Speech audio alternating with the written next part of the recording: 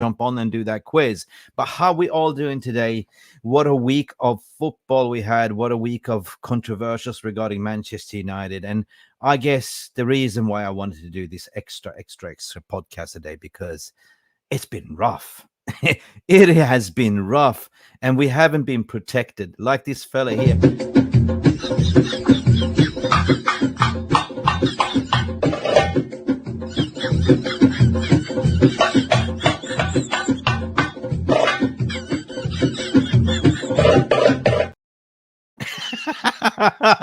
Welcome, Jarvis. How you doing, my cock?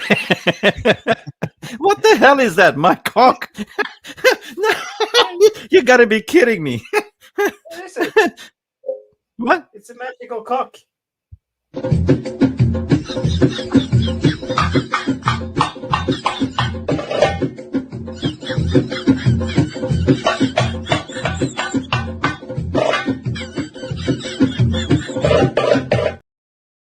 At least this fella protects his cock. Cuckoo.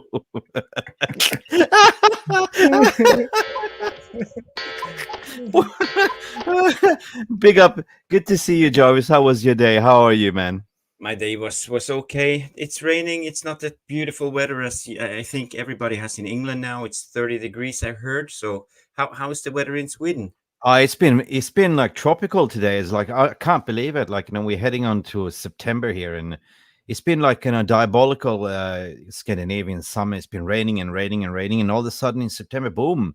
Like I got to cut the grass. It's gonna haywire, but it's beautiful. Like, it's beautiful. It is what would I call it? The perfect calm before the perfect storm, and then next week you're going to see winter and darkness, and I can see you lost that beautiful lighting. It's dark in Norway. Yeah.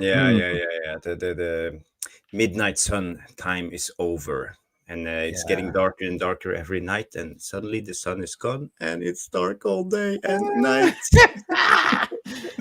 Have you noticed anything on? Oh, what are you wearing? What's that thing on your head? Oh, I'm sponsored by a new sponsor? Alif, if you read it backwards. Oh, Alif. I'm not allowed to say, we're not sponsored by this brand, but no, I thought I'd jest it up. No, you see, I've shaved a bit. Like I'm like a baby's bum right now. You see. Well, I didn't notice. You didn't But notice. you look very handsome, Mick. Oh, thank you. You too, also very handsome. People, smash a like in the VR room if you did notice that I did shave. You see? Big up Malin Patel in the house, the VR room. Big up everyone. Just to give you context, why Glazers want 10 billion pounds. It's because the Dallas Cowboys in LFL are now worth 9.2 billion. Most valuable team, 2 billion ahead of second place. Ooh, mystery. Wow.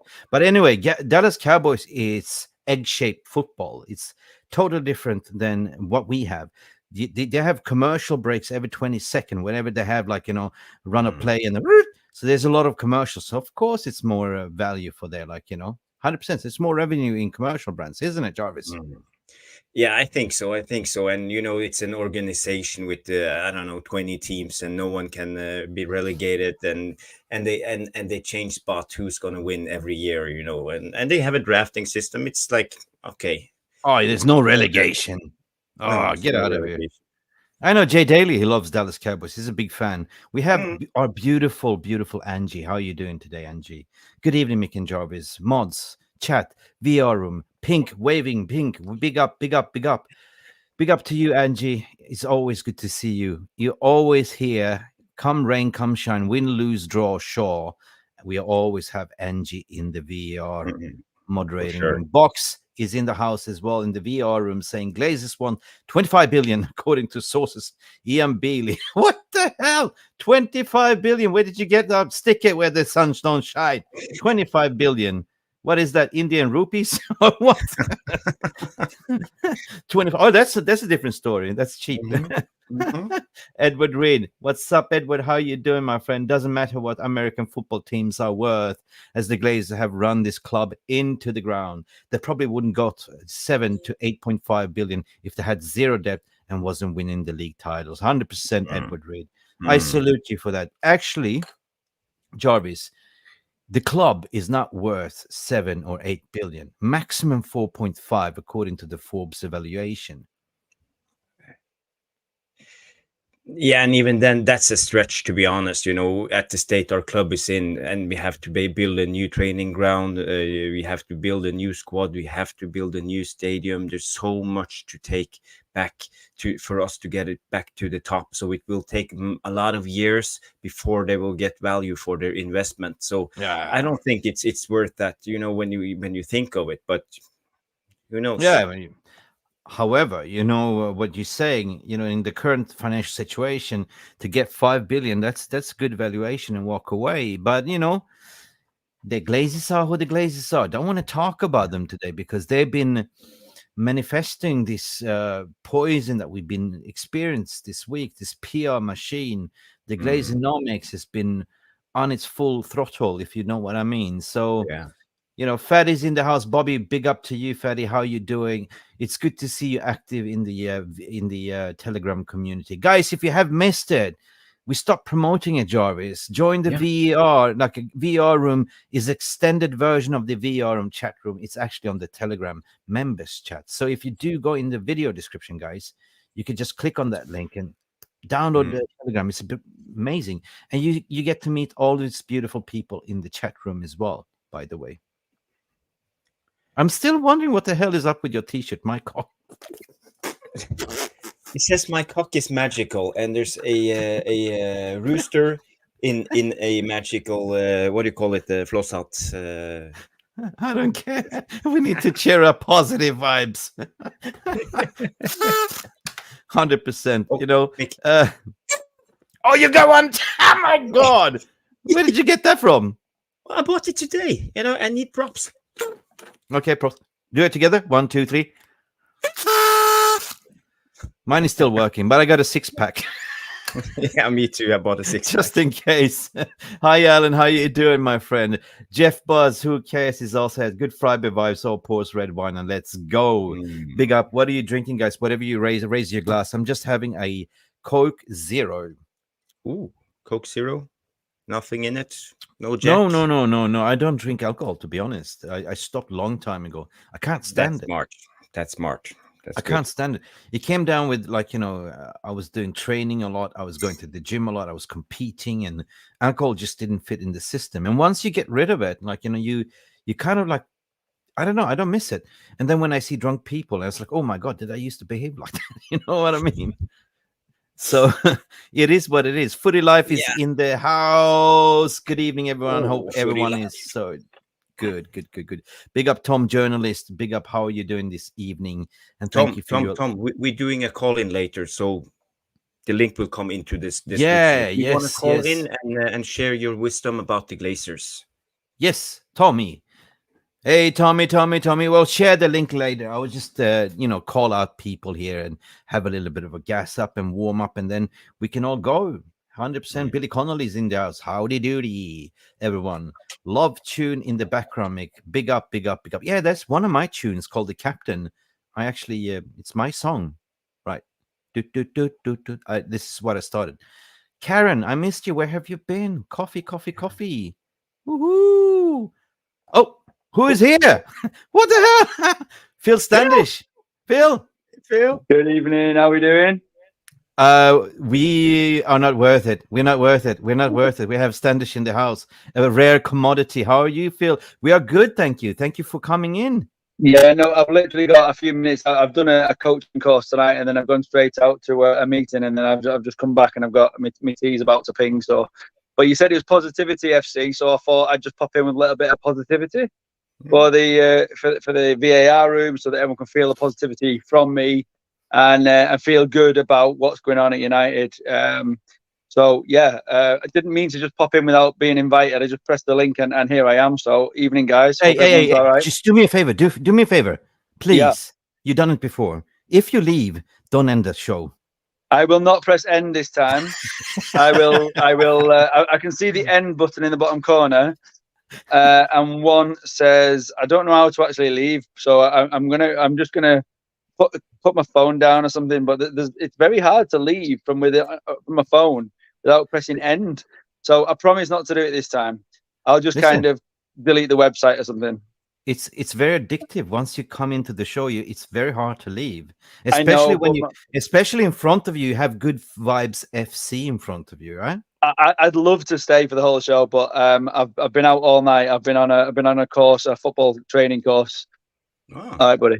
Yeah, been on a football coaching course tonight, and then I've been out doing some a bit of a meeting with all the team right before we start the season off tomorrow for the kids, sort of thing. So, big up. And I'm evening, Angie. You okay? Big up, heart shape. Big up face. I don't know what that means, but okay. Big up heart face shape. There's usually pinky, wavy hand and hearts and stuff, and lots of love. Big up face red heart shape. I don't know what face red heart shape means. I've never seen that one before. I've seen lots of emojis, but I never a face red heart shape. So my positivity for this chat is do you know what? The press are always gonna have fun sprouting about United because we can make great stories, and people will read it. It's simple as that. Yes, the Sancho situation, it was negative. The good positive is, in my opinion, Sancho has not gone to the Saudis. He stayed. They'll be sorting out behind the scenes. We'll see a freshness when we come back. We know about other stories about the right wing. We're not going to talk about them, or I'm not at least. What I'm going to talk about is the internationals, the good things that are happening. Scott McTominay still in our team, whether you like it or not. He scored tonight. Hoyland played last night. Scored. Boom. Ooh, boom. Ericsson, 2 assists. Scored. Boom. Scored. Bruno Fernandes, goal. Boom. Boom. All things to be excited about, guys. Amrabat left. We're talking about positive. Yeah, but this is positive. This is positive because Amrabat said the people were saying he's injured, but the coach said we don't want to, we want him to focus on Manchester United career, so it's a precautional. We'll go with that. Let's hope. Go with that. I've read it. Let's hope it's true. We've got time to recover. So and we've got we've got England game coming up soon, so we'll see maybe a little bit more from some of our players, including a certain Harry who might be able to re-establish his form while Varane's out injured. And and Rashford who get great minutes and stuff. So Edward Reed saying not even injured, it's positive news for us. Absolutely, absolutely.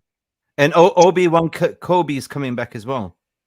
Sancho in out, Anthony on gardening leave. Yeah, we know the situation with Anthony. We're talking positive tonight, so Sancho can come in, Pellistri can come in, and tonight Scott McTominay is playing the right wing for Scotland and scored. So we have options. We must be positive. We have got a team. We've got a goalkeeper who's fantastic. Who's playing out from the back. We're learning to play from the back in a fantastic way. We've got a defence who are starting to get stronger and sharper again. Dalot, who we were worried about against Arsenal, had probably one of his best games in a long time. So we're feeling a bit more confident about left back. We've got Reguilon, who's a natural left back. We've got Amrabat in the middle, Casemiro. We've got Bruno, who's scoring for fun again tonight. We've got Hoyland up front, Rashford on the left. I'm excited. I can't wait. I love football. And positive people. Ignore all the negativity in the press. That's what they want you to read. They want you to read about the Glazers. They want you to read about Sancho. They want you to read about Anthony. But they're not highlighting all the positives about United. So focus on the positives. I did the bubble burst for me this morning. I thought enough is enough. I did a live show this morning and I ended up doing 50 minutes rant. I don't know if you saw it. Jarvis, you saw it probably. Yeah, I saw it. It was good. It was good. And I just literally poured my heart out to say, look, and when I look back at it, there's a lot of truth bombs in it, to be honest, because I said there's a lot of people that don't want us to be successful again. We are a threat. You know what I mean? And I smell sabotage. I smell that. I need to go and save me chicken. Hang on. Yeah, save your chicken. And Jarvis has his cock t-shirt. He's got his look at his t-shirt. Burning. You go save my chicken. He's got chicken on. This is live TV, guys. This is live. This is a live podcast. This is what happens. Don't burn yourself. But at the end of the day, I smell sabotage. I smell burnt chicken. Oh yeah. But I smell that somebody's leaking out stories to the press galore, and they keep printing and doubling down and creating this divide and conquer, and people. Some people are so thick they think like, sacking a manager is the solution. But look behind, mate. Look at the history. We sacked 4 different managers. We sacked 4 managers with pedigree CVs. And that's the thing, right? It's not the answer. So now it's the time to stick together, back the manager, realize Rush Mano is in the house saying it's been a sabotage for the last 18 years. And if you're going to talk about abuse, all of a sudden, if you have an abuse agenda, just look back for 18 years of Glazers abusing millions of global fan base. And media is not reporting much about that, are they? To be honest, that is the biggest abuse ever, to be honest, right? But we're not going to talk about that because we're here for positive fight. But realistically is realistically. Good evening, Georgie Bestie. How are you doing, my friend, as well? S. Madison is also here. M. Maxaw scored again. You said that. Slow. Has he got 2 now?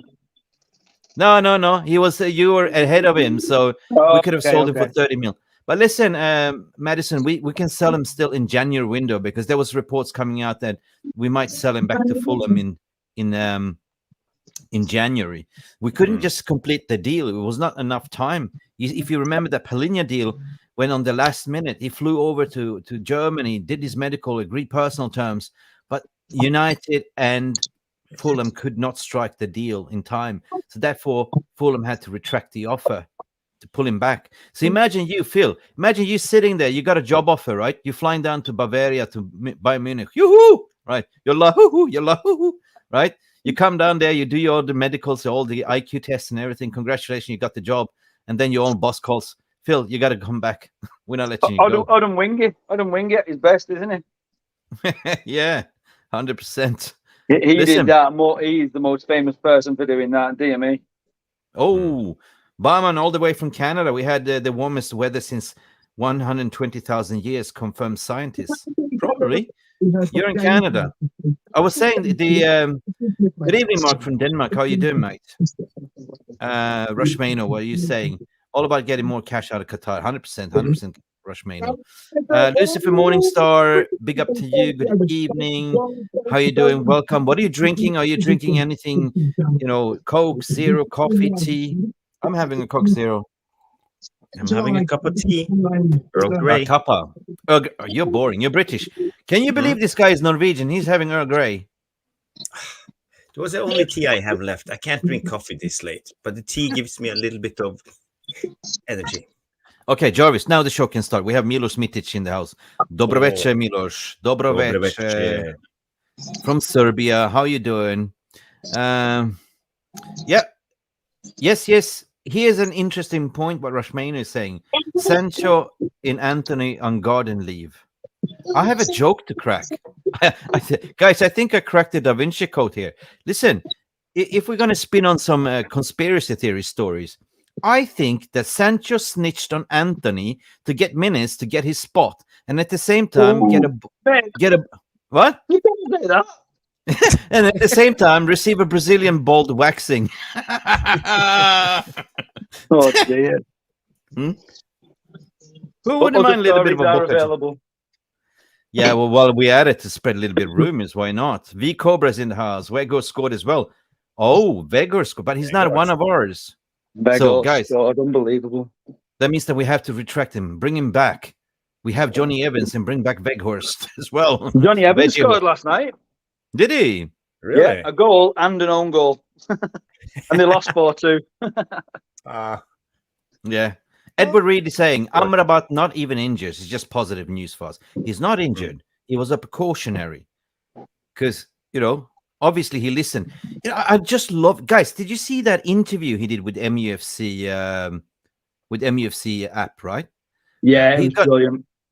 I love the answers. When she asked him, can you describe yourself, like your playing style? You know what he answered? I don't like to talk about myself. I show it on the pitch. And she goes like, wow. And she says, but what do you do when you're relaxing? And he just basically said, Eric Ten Hag, I do respect him. He taught me something, that football is a way of life. I don't have any time for leisures. I recover, I eat well, I train well, I make sure that I give my 100%. And I was like, jaw drop, no. What an answer. This guy is an absolutely professional. How's your chicken? Not too burnt. I managed to save it. You saved it. You saved it. Mm. Tomorrow, Barman is saying is Maguire will score. It's gonna be typical if he does. Right? No, he said it's an own goal, didn't he? He said he'll score an own goal. He's gonna Most score. likely. Oh, be nice, behave. We have Rasmus Højlund. Yes, we gotta make up a song for Rasmus Højlund. We gotta make a chant for Rasmus. Any ideas? I can't think of anything No, on the spot. Okay, guys, are you ready? Jarvis, bring up your thingy, right? Happy birthday to you, Bruno. It's Captain Bruno's birthday today. Big up Milos Mitic for reminding us. So it's Bruno's birthday today. 100%. LB How old is he saying- now? 28? I don't 29? know. I don't know. How old is he? 8, I think. 28. Yeah. 28. okay. I think Still so. young. Spring chicken. Still 4 good years left. Prime Maybe of his more. life. They say some of the best footballers are at the age of 27, 28 because you've developed enough to have the skills and you've got the mindset and you've not lost your legs at that age. So they say that's sort of prime age. So we could see the best Bruno this year. That's exciting. Yeah. Guys, Oh, for you he's that are 29. watching, for you, Rushmano, for you guys that are watching, please excuse us. We are not sponsored by some chicken brand or KFC or anything. It's just Phil enjoying his dinner. Carlos saying lol. Chitty is back for more as well. Appreciate your rant, Mick, about the press with the bias against us. 100%. If you have missed it, I think that was the rant of my life, to be honest. And it was pure honesty, to be honest. I just feel that enough is enough. That's the thing. This week has been horrendous for us. It's been horrendous. And I feel it's just been doubling down, and they keep digging in stories and making up lies about Sancho and everything. We don't know. That's the thing, right? It's just been hearsay after hearsay. And as you say, the most sensible thing is just to have a chat, Was it a misunderstanding in between them? I don't know. I think what we need to happen, I think at the end of the day, I think, the press have just dug and thought every opportunity that they can grab, talking about the mental state that Ten Hag referred to earlier in the last season. And the fact that, and maybe did or didn't have permission to say that, we don't know. Maybe there's something has gone on off the back of that. And we thought he was actually backing him and from it came across to all the public at the time, like, oh, good lad, well done, Ten Hag. And now it's being twisted back the opposite way and making it into a negative. So I'm not quite sure whether it was a positive or negative. We never know what's going on behind the scenes. You'll hear whispers, you'll get agents dropping little one-liners and stuff like that. Players, little bits to their agents, little bits will drip feed through. At the end of the day, what we need to do is just move on from it as United fans. Stop trying to point a finger at somebody and blame somebody, and just think, right, okay, at the end of the day, we've got to get behind our team. Until we've got to just get behind them, and when that next game is back, we're ready for it. Simple as that. And we're behind every player who sticks on that shirt. Simple as that. Yeah. I don't live in the UK, so I don't see this gossip papers, but that's all it's been for the past couple of years. They, if you see the press conferences, the sports journalists are more like, gossip, looking for gossip, some juicy bits to report, talking about Laurie Whitwells and all them, yeah. And they're just waiting for a slip up like this, and they will go for it. They will run with everything they can find. The hatred against the club is for real, 100%. Yeah, everything gets amplified basically. If somebody drops a needle in the corridor, it will be like a thunderstorm, lightning, boom, And you got to ask the question why, because it just goes back in time, because we won everything and we haven't won anything for a long time. And now they're bigging up City and talking about how good City is, but nobody really talks about, how they cheated to get to the point. Right? Yeah. I was actually watching Terry Lewis the other day. Edward Reed. Why is we being positive? I just feel Bruno, Rashi, Palestri, etc. It's to feed the ball to Højlund. I'm convinced he will have a good conversion rate. Yes, and also reverse, Edward. I think that players like Højlund would free up a lot of Bruno's play as well. Like, he will hold up the ball, hold it, his strong body, and he will just make a beautiful pass to Bruno, to the runners as well. What do you reckon, Jarvis? Yeah, and another thing I see him when you saw he came in against Arsenal, you saw the fear in Saliba's eyes, and was it Gabriel, the other center back? Suddenly they were scared because they were so comfortable for 60 minutes with Martial. They were having a field day, but suddenly, Rasmus, he was physical with them, he was bullying them, and they were getting scared. They didn't know what to do. So if we can scare the center backs, it's much easier for the other players to attack them, and they will be defensive. They will fall back. They won't be on the front foot. So for us, it's very important that Højlund plays. I think he will be a tremendous attribute to our team and strengthening our squad. We were quiet. No, I was just looking at what the chat is saying. There's more chance of me signing for Munich than sideways. That was pure spin from the board because we picked up. It's a good point. But there was genuine interest. 100% it was genuine interest because there was kind of either to get like, Paulinho or Scott McSideways as well.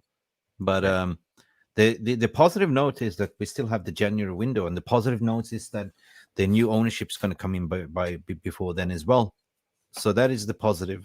And if they do come in, they will clear the debt and they will be able to invest about 60 million pounds into the squad as well and sell some players. So for them to come in, it will be our new summer window signings as well. So do remember that we have the opportunity to strengthen and bolster to go in deeper into the Champions League as well.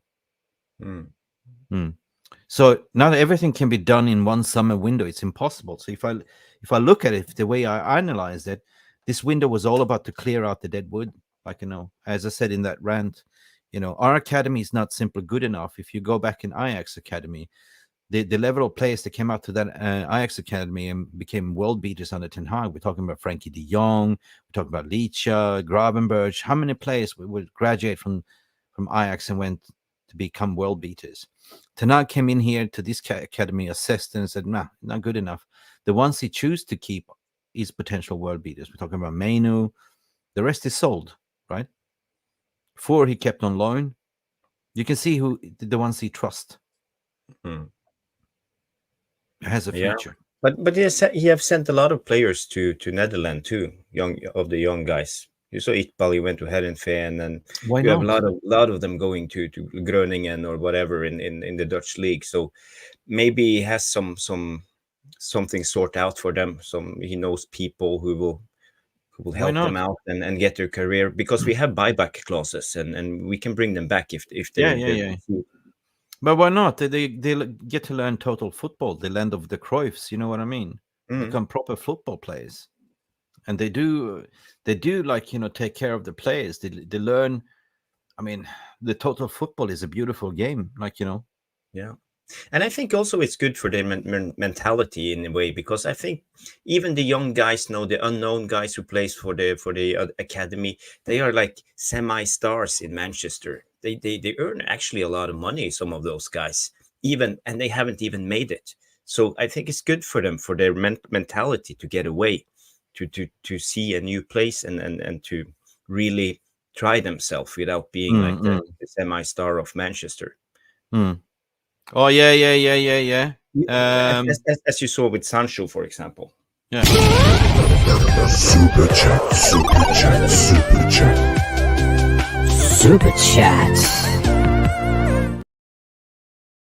Big up Jeff Steele coming in with an uppercut all the way with the boomerang from Australia. Have a great Phil, where's yours? Chicken. Good to see you, Jeffy. How are you going, mate? All the way from Australia. Have a good weekend, everyone. I wish you the same, my friend. I guess you are in front of us, right? So it's already weekend in Australia right now. Big up, Jeff. Hope you have a fantastic weekend. I hope this media spin didn't get to you, and relax and pray that football is coming back very soon, my friend. What we were talking about, I lost my train of thought then. Academy players. Apparently, Rosmano had a good one here. Let's see. Yeah. What am I saying? Very few actually. Yeah, a very, I can't read it. A very Actual few football decisions. all finance Financial surveys. base. Yeah.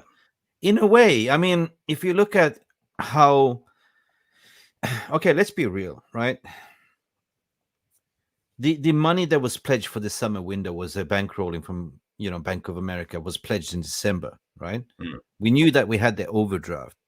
That was it, right? So we simply had to finesse things, and it was always about getting at least a wish list in. There's Santa. I need a striker. I need a goalkeeper because I need to start playing from the back. That's my style. I need a midfielder, and potentially then I would revisit once I sold a lot of players, right? So there was little maneuver, to be honest. We couldn't go to the market and splash the cash what we'd done before, right? It was clear, obviously, it was a very tight, strained budget, and the Glazers didn't give a rat's ass, to be honest.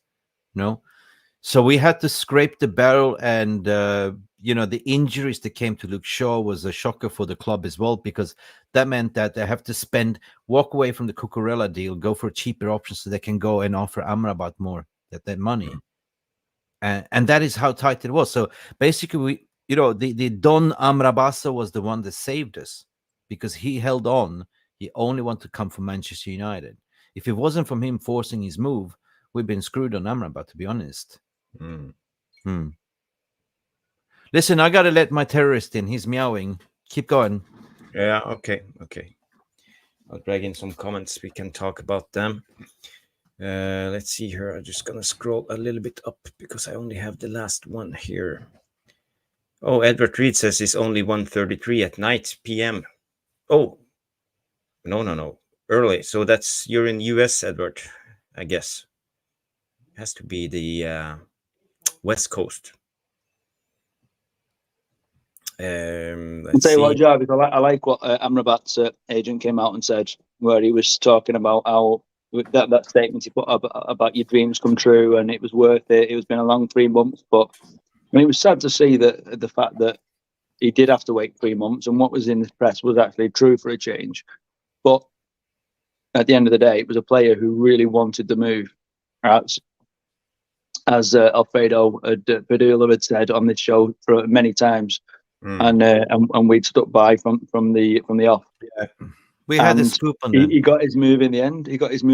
And he stuck by it, and he really wanted it. And it's like that's the player that we had. And even when you watch his interview, he's at his dream club, and let's just hope we can see the best of him from there. Yeah. No, but Alfredo was saying he said something that stuck in my mind, and he say all the fine horses come last, and it happened like that. And he said. He was very early to say that Amrabat only wants Manchester United. The only one that could stop this deal if something happens with Manchester United. He really wanted to play for Ten Hag. What are you doing? Meow, meow. No. Okay. Sorry. He really wanted to play for Ten Hag and really wanted to play for Manchester United. Yes, Baba. Come here. Sorry. He wants to be part of the stream. What do you have to say? Are we going to win the league?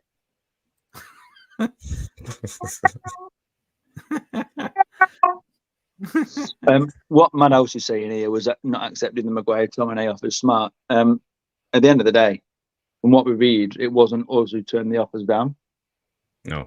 It was the players. So, and was it smart by the players? If they're not going to get game time, then no. No, at the end of the day, we just have to be positive at the end of the day. Listen, guys, if you want to come in and have a say, Rushmano, anyone, Tom, this is the time because they're going to send the link here. Jeff Steele coming in with a super chat as well. With a big uppercut all the way. Amrabat and Højlund will revolutionize. Oh, somebody clicked on it. We double it. We're 3 people. Stop clicking. Bring it up. With 3 people in the control room. Please. We're 3 people. Like, don't shoot. Saying big up with another uppercut from all the way from Australia. Amrabat and Højlund will revolutionize this team, and I 100% believe that too. And Onana as well. It all starts from the back. We can all hope. It's all stuff from it looks good at the moment. At least Højlund, he amazes me. I thought he was good. I have seen a lot of stats. I have seen him play for Atalanta. I have seen him play for Denmark, especially for Denmark. He was extremely good, but they played the 4-3-3 with the wingers, the old-fashioned wingers, who feeds him in the middle of the box. But to see him be so physical and so good, rough, like wrestling around the Arsenal center backs, I really was impressed by that guy. So I expect much from him going forward. But then again, he's young. We can't expect that performance every time. So he will be up and down. So yeah, we should haven't had another striker. I would like us to have signed Leonardo. That would be perfect if we have had two. Yeah. Someone's on the door. Knock, knock. We have Tom, journalist. How are you doing, my friend? Good long time no seen. How are you doing? Can you hear us all right? Yeah, Not I can hear you. It's bad. midnight vibes. How's your week, my Midnight friend? vibes. Yeah, good. I've had a couple of medical tests and stuff this week and that, but Personal terms, not a problem. Are you going to play for Manchester United? listen, it's not good medical. Let's put it that way. Okay. But we've got to do what we've got to do, lads, haven't we? Yeah. Better to get checked up than be sorry. So yeah. So what's your take on this week and all that shitstorm that hit us? I mean, sorry for use that word, but it's been diabolical. Oh, of course. When is it ever not at Man United, though? Let's be honest. I mean, it is nothing new. We can't even have one day off. You know what I mean? Yeah. They call it the theatre of dreams. I mean, we just start. There's a story every single day. But it is Manchester United, so that's what you're going to get, unfortunately. You're going to have a story. You're going to have a talking about every day. Yeah. That's why people make millions off of, just even speaking about Manchester United. The club make millions just because of the name, so says it for all it is. 100%. I even remember, God bless him soul, Mini Raiola, if you remember, Paul Pogba's story leaking out just before we were playing the Europa League final, and he came out with the leak and caused problems. So it's never a day without any dramas, right? Of course it's not, but again, like I say, it is Manchester United. We know the people that run this football club. They're incompetent and they're not decision makers. Let's be clear. And at the end of the day, we know where the book stops at. Everybody knows where the book stops at. Listen, Tom, I have a question for you because I did a rant this morning about it. I think that the club is not ready for Erik ten Hag. In what way do you feel? He's way advanced with his playing style, with his philosophy, and I don't feel that the football operational side is geared up for his demands and the way of playing, and they're just playing catch up, right? The director of football is a fake director of football in a way, and they're not ready for Ten Hag, right? They don't understand his philosophy, and that's why I'm saying, at least with Ajax, he had that bridge, he had that triangle with Overmars and the CEO Van der Sar. They worked in a synergy, right? Yep. They had a strategy, they had a vision, they had a long-term plan. They understood the philosophy of the manager. If you look back before we recruited him, everyone wanted Pochettino because he was a known entity, but nobody really understood what Ten Hag was all about. Yeah, I'd say that point. And apart from maybe if you watch the Champions League with Ajax, or if you're a frequent watcher of Eredivisie, you probably wouldn't. I think a lot of rival fans didn't even know who Erik ten Hag was when we brought him to the league, if we're being completely honest. His only major claim to fame was that Champions League run-in, where they got to the semi-final, and I think realistically, on another day, they would have got to the final. And who knows, they might have gone on to win the bloody thing, because Liverpool were rubbish in the final, but if puts and maybes, but no, I get your point. And Tom, go on. Hold your beer and hold your ears for a second. 1, 2. We have a super chat, another uppercut. Big up, Jeff. You're a legend, my friend. Another donation coming from you. Jarvis, you have the honor to read it. Højlund will want to bleed for his badge, and being from Denmark, will want to prove himself better than Haaland, who's Norwegian. Bring it on. You rock, you guys rock. You're Norwegian? What do you have to say for that? Yeah, but it's always been a rivalry between Norway and Denmark. You know, the Denmark has always called the Norwegian mountain monkeys. I don't know why. Yeah, fjellaper. So and we Norwegian, we don't like that. We don't want to be called fjellaper. Okay. Fjellaper. Okay, big up. I want to add Tom a question regarding this as well. But you were talking, and sorry for interrupting. Now I lost my train of thought. What we were talking about before. Talking about the director football, yeah. things like that. Yeah, I mean, for me, it's clear and obvious what's going on with this week. Is there's some officials, senior officials in the club, leaking everything to the press. They don't know. They don't like what's going on here, right? So, and how else would the press get hold of all these leaks and stories if it doesn't come from somebody within the club? That's the thing, right? Mm-hmm. And I would arguably say once the new ownership comes in, there's going to be some clean house, because it's certainly incompetent people sitting there that are not really football operational people. Would you say that, John Murtough is a football operational person? He's more into the academy, right? Developing academy people. That's, well, my understanding. When he was I think he was previously at Everton before he came to Manchester United. And I think he was global youth development at Everton. And then he progressed up from Everton when he built a partnership with David Moyes, and he was a part of the recruitment team with Everton. And then when David Moyes came to Manchester United, John Murtough was one of the people that he brought with him from Everton. And he's had roles within the club. I think he's been head of recruitment at one point in time, one of the managing directors of the scouting network. So he's worked in the field, but he's not been the main man, I guess, is the best. He's not been a main man. He's not got a major CV at a big football club. That's the thing that I think mainly goes against him, is we don't really know what he's on about. But the one thing that you can say with John Murtough is that we know he's not a good director of football based upon what happened last summer. He went to 3 different continents and he didn't come home with any players. He went to Spain, didn't come home with the player that he really wanted, which was Frankie de Jong. He came with Casemiro. He went to wine and dine with Veronique Rabiot. Exactly. Didn't come home with him or his mother. Didn't score. He didn't score. He didn't come home with his mother. No, they panicked at the last minute because they needed a striker. They tried to sign Marko Arnautovic. Didn't happen.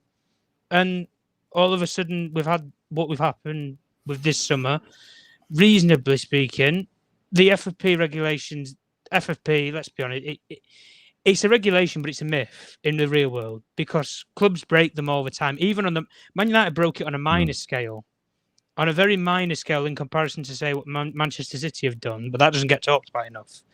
In comparison to that, Man United might have overpaid, say, what, £1 million. You'll get fined for it. You might get, I don't know, £500,000 fine and basically a slap on the wrist.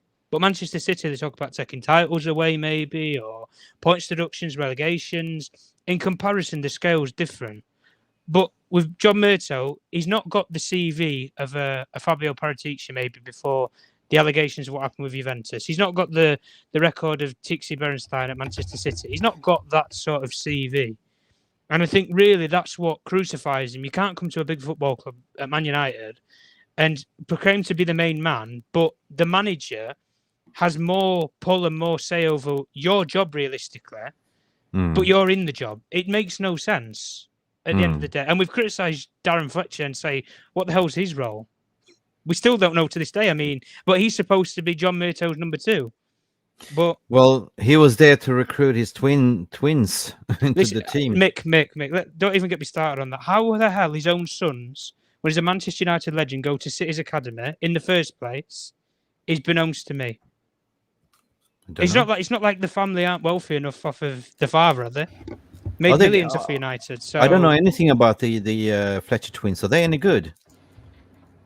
I think they're reasonably good, but they're young at youth level. I think they've been quite accomplishment. I mean, City's youth academy have been winning a lot recently.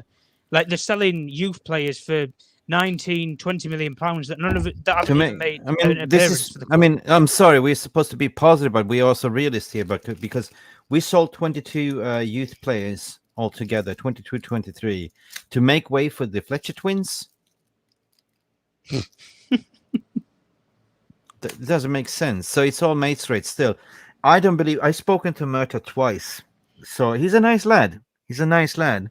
But he's limited, you know, and it's a general belief that he, you know, cannot multitask in certain ways. That he leaves things to the very end, and you're absolutely spot on what you said.